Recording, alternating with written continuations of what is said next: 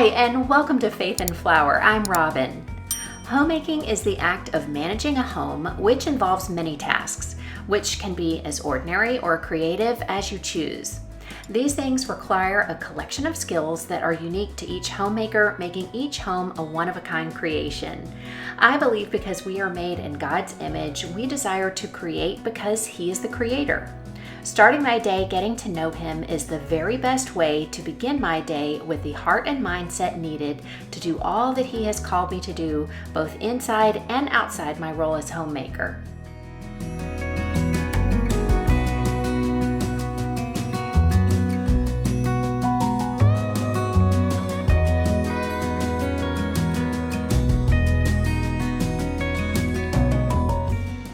No matter how busy I am, taking time to be in God's Word and prayer is never wasted time.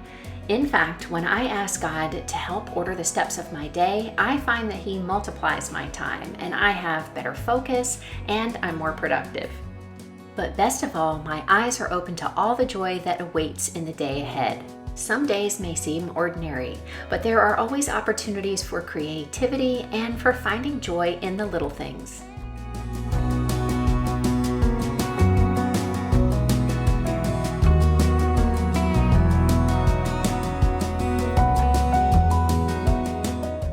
We moved to our home here just over 1 year ago.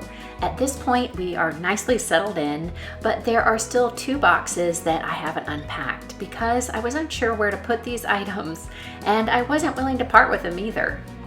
For a while, I thought we might buy a china cabinet or something like that to display some of the things that have sentimental value but aren't used often. But instead, I'd rather unpack these items and find space to keep or display them now so that we can start enjoying them again. So I spent a little time unpacking, organizing, and enjoying these little treasures.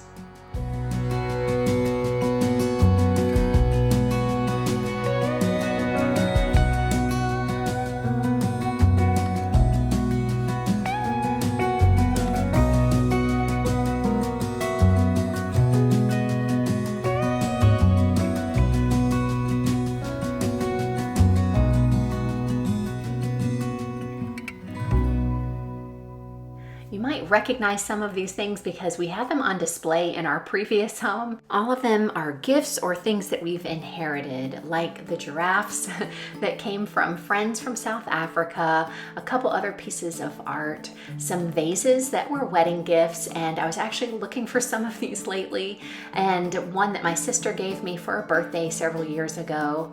These hand-glazed mugs were a wedding gift, and they're just so beautiful. They're from Switzerland, and we have always had these on display, so I would like to be able to use those again in our kitchen, along with this crystal dish and several unique pieces that belong to our grandparents.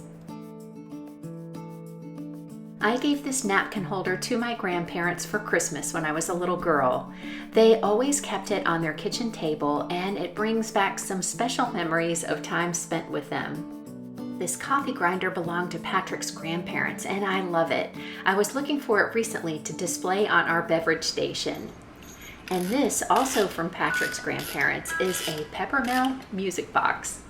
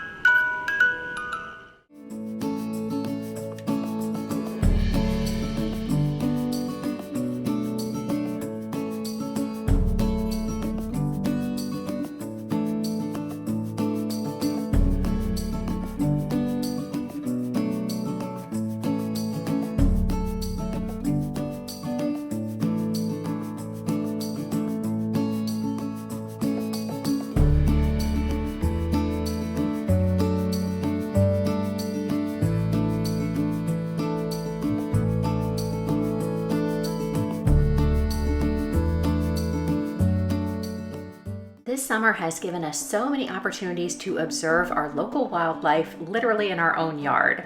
This little fox has become a regular visitor. We recently saw a huge owl, we see deer daily, and an occasional roadrunner.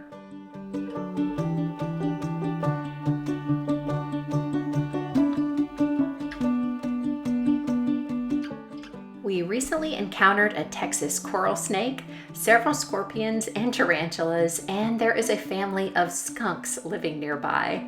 They really are quite cute and fun to observe, but we are extra cautious when going outside after dusk, especially with our dog Austin.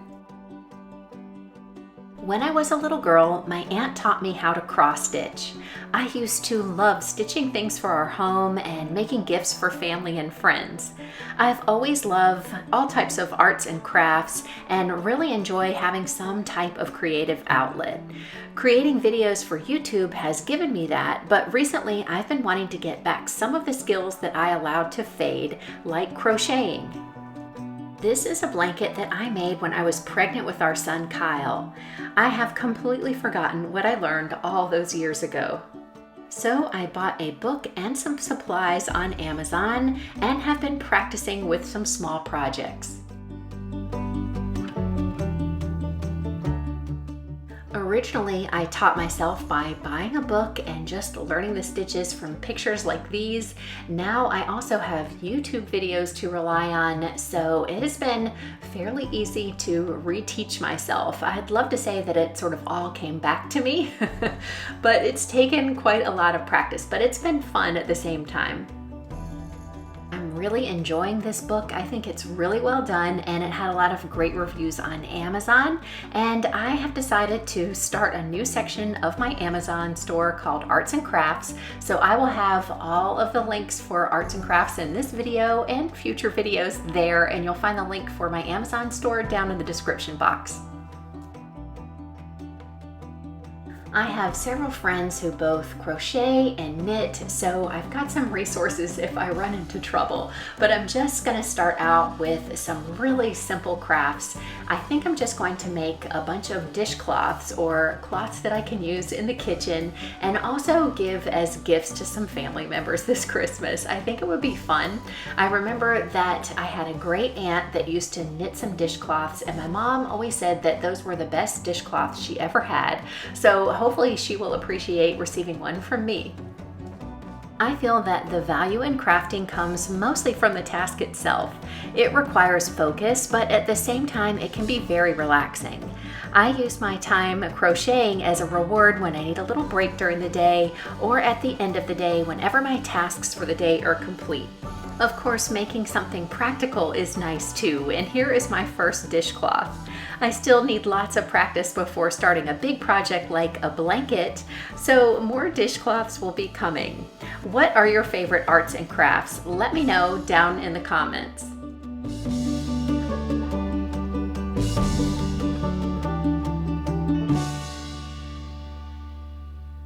For dinner this week, I want to show you this easy recipe. It just takes a few ingredients and it's really one of our family's new favorites. Butter chicken is super popular, and if you haven't tried it, you really should. Everyone I know loves it, including my family. We also love fish, so I thought, why not marry the two? So instead of chicken, I substituted some cod, and I took a shortcut with this Patex butter chicken curry paste, and the recipe is right on the back. I modified it slightly by substituting some frozen cod that I got from Costco. I let that thaw and then I pat it super dry and put a little bit of salt on it.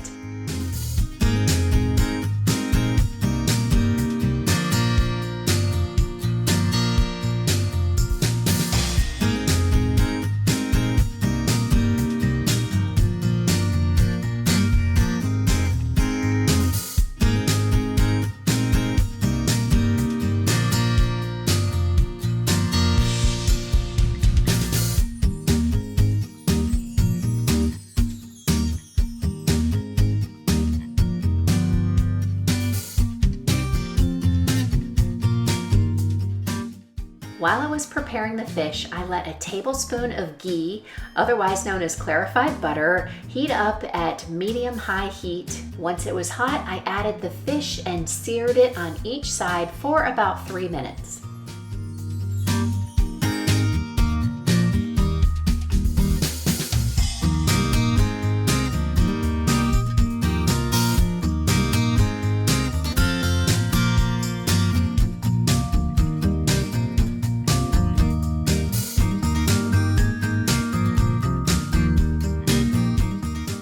After that, I removed the fish from the skillet so that I could prepare the sauce.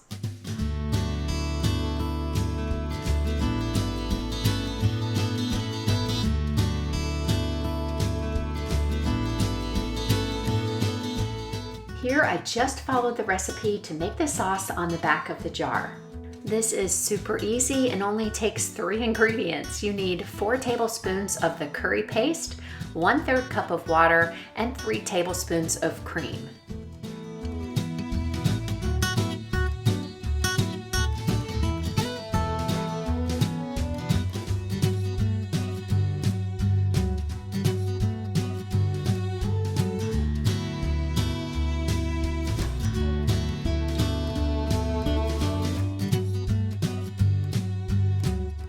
Once the sauce is well combined, bring it to a simmer and add back in the fish. I let the fish simmer for an additional 10 minutes in the sauce, turning once to make sure that it is coated and cooked through. Then simply serve it over rice and enjoy. This is so delicious, so full of flavor, and I'm generally not a big fan of cod. I find it can be a little rubbery if it's not prepared correctly, but I have made this dish twice and both times it came out perfect. It was super tender, flaky, and not at all dry. My family let me know how much they loved it and how much they want me to make it again, so I thought it would be a great recipe to share with you. We love fish any time of year, but it's especially nice in the summertime because it cooks fast, so it gets you out of the kitchen quickly during the hot summertime. With our weather still above 100 degrees every day, I decided to stay inside and take on a small organizing project I have been procrastinating on. This drawer in our storage closet mostly contains things related to our kitchen renovation. All of our appliance manuals I want to keep. I know that you can find them online, but I really like having the hard copy. We also kept all of the assembly instructions for our IKEA cabinets, and those we don't need to keep, so I'm going to declutter those. The rest are extra screws and items we may need for replacement or repair on our cabinets, so I've decided to organize them all so that everything will be easy to find when we need it.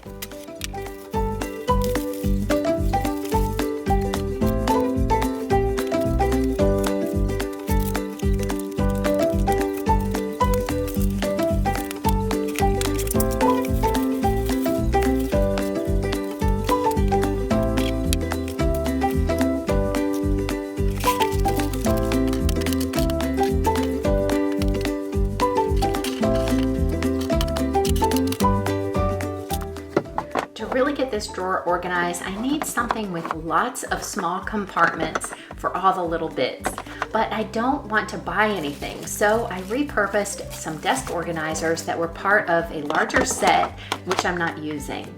Then I went through everything, sorting all of the like items together and arranging things in the drawer, hopefully in a way that will make it easy for us to see what we have and to find what we're looking for when we need just that one small piece.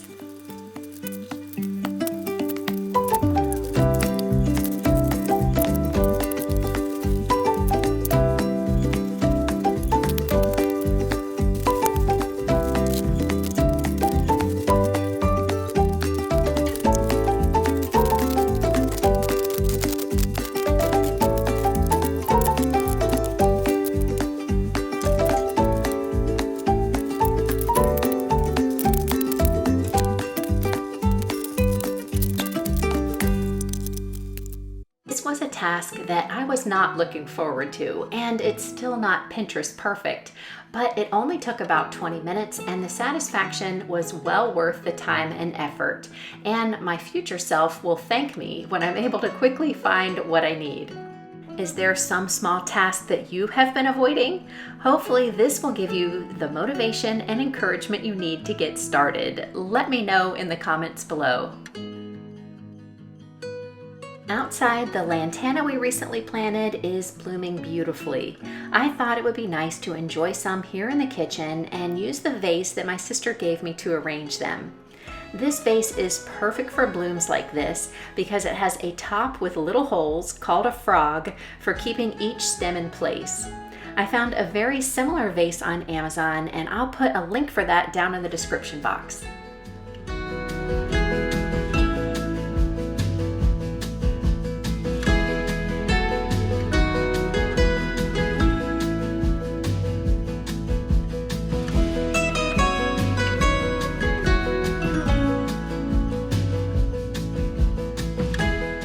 There seems to be more Texas wildlife for me to discover.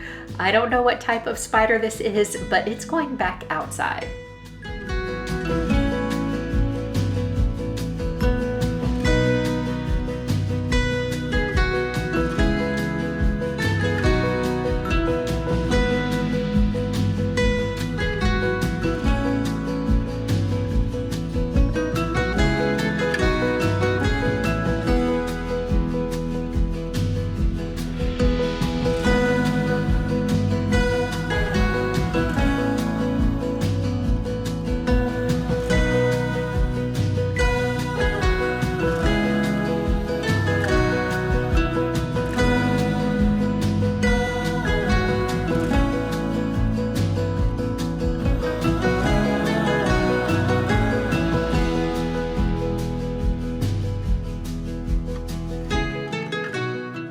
If you enjoyed today's video, please give it a thumbs up. And if you enjoy encouraging content, then consider subscribing. We would love to have you join our community here at Faith and Flower. I'll be back here next Sunday at 2 p.m. Central Time and look forward to seeing you then. Until then, have a wonderful week.